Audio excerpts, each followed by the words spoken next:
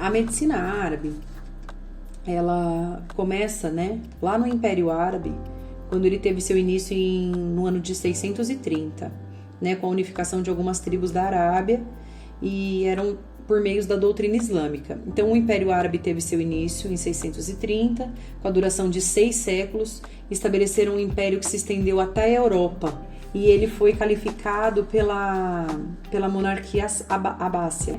Os abássidas, eles eram líderes que construíram Bagdá. Então, Bagdá era o centro do mundo islâmico e passa a ser um oásis do conhecimento no meio de um deserto de obscurantismo europeu da época. Casa de Sabedoria, ela era conhecida como a Universidade e Biblioteca Moderna. Ela foi lar de cristãos, judeus e muçulmanos, né? A Casa da Sabedoria, ela era usada para muitos ensinamentos. E na medicina, tiveram alguns nomes que traduziram obras de Hipócrates e Galeno e fizeram, junto com outros estudiosos, a Casa da Sabedoria um centro de estudo médico.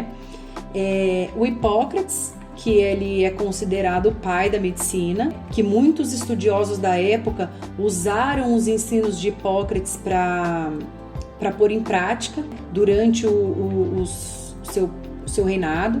Esse é o Ibicina, conhecido como Avicena, que ele foi o maior ícone da medicina na época do Império Árabe. Ele escreveu o livro Cânone da Medicina, muito importante para o sistema de ensino.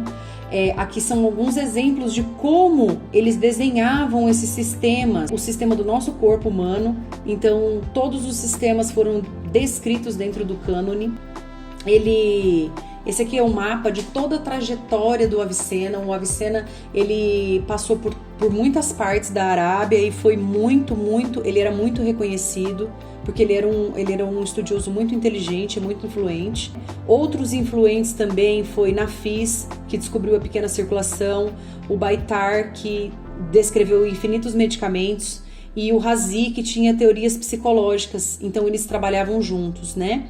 Então os árabes tornam-se responsáveis pela descrição de grandes farmacopeias, devido ao grande avanço de suas pesquisas.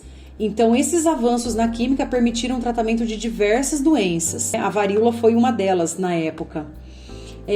O avanço químico, o elixir da vida, farmacopeias, equilíbrios e bem-estar, foi quando começou-se a criar, de cirurgiões barbeiros, a técnica em artes médicas. O que é isso? Eles aprenderam a desenvolver processos cirúrgicos de forma que os médicos faziam e não mais os barbeiros, tipo a sangria, a cauterização, anestesia, antisepsia. A influência árabe na evolução dos hospitais. Dentro do surgimento das cidades, a civilização islâmica medieval, o conceito dos hospitais que era para abrigo dos doentes e passa até chegar no anfiteatro de tratamento dos médicos. Né? Os hospitais, eles eram locais muito respeitados na época, porque tratavam de doentes, ensinavam as pessoas que estavam aprendendo a medicina na época. Então, assim, eram mesquitas, né, que eram locais de templos religiosos e passaram a ser também um templo de estudo, um templo de ajuda para a pessoa, né? Então, lá no Oriente, a crença de que Alá detinha cura, versus a crença da origem sobrenatural, que então os hospitais eram vistos como hospícios no Ocidente. Então, lá no Oriente, os médicos eram responsáveis por consertar, por curar. Então, a estrutura de alguns hospitais antigos, né, ele eram divididos por áreas específicas, tinham presidentes, tinham especialistas, né, que supervisionavam, os chafarizes, né, que são centrais. Normalmente tinha dentro de todos os pátios espalhados nos hospitais, tinha um chafariz. Os quartos, eles eram arejados, eles eram bem abertos, né? Os pacientes, eles ficavam de forma assim bem fluídica, para não ficar nada muito perto.